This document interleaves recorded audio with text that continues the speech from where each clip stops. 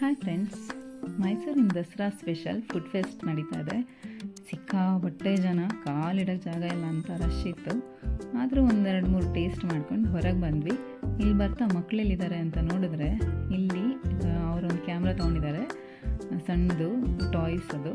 ಅದರಲ್ಲಿ ಅಲ್ಲಿ ಕೂತಿರೋ ಮತ್ತು ಅಲ್ಲಿ ಮಕ್ಕಳದು ಅವ್ರಿಗೆ ಒಂದು ಸಣ್ಣ ಅವ್ರ ಮುಖದಲ್ಲಿ ಒಂದು ನಗು ಮೂಡಿಸೋ ಪ್ರಯತ್ನದಲ್ಲಿ ಇದ್ವಿ.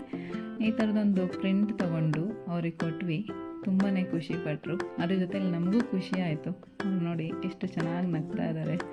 ಖುಷಿ ಆಯಿತು ಅವ್ರ ಮುಖದಲ್ಲಿ ಆ ನಗು ನೋಡಿ.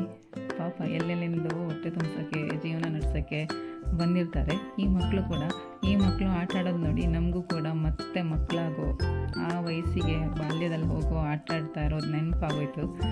ಎಷ್ಟು ಖುಷಿ ಆಯಿತು ಮಕ್ಕಳಿಗೆಲ್ಲ ಅಂತಂದರೆ, ಈ ಟಾಯ್ಸ್ ತೊಗೊಂಡಿದ್ದಕ್ಕೂ ಸಾರ್ಥಕ ಅಂತಾಯಿತು. ಒಬ್ಬರು ಇದರಲ್ಲಿ ಖುಷಿಯಲ್ಲಿ ನಾವು ಕೂಡ ಭಾಗಿಯಾದ್ವಲ್ಲ, ಅದು ನಮಗೆ ಖುಷಿ ಆಯಿತು. ಮತ್ತು ನಮ್ಮ ಮನೆ ಮಕ್ಕಳು ಕೂಡ ಅದರಲ್ಲಿ ಎಂಜಾಯ್ ಮಾಡಿದ್ರು.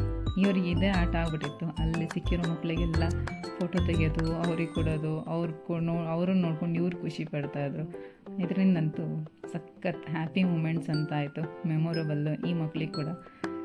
ನೀವು ನೋಡಿ, ಕಾಮೆಂಟ್ ಮಾಡಿ. ಮಕ್ಕಳು ಅವ್ರ ಮುಖದಲ್ಲಿ ನಗು ಬರ್ಸಿ ನಿಮಗೂ ಖುಷಿ ಆದರೆ ನನಗೆ ಒಂದು ಕಾಮೆಂಟಲ್ಲಿ ಅಥವಾ ಒಂದು ಲೈಕ್ಸಲ್ಲಿ ಶೇರ್ ಮಾಡಿ.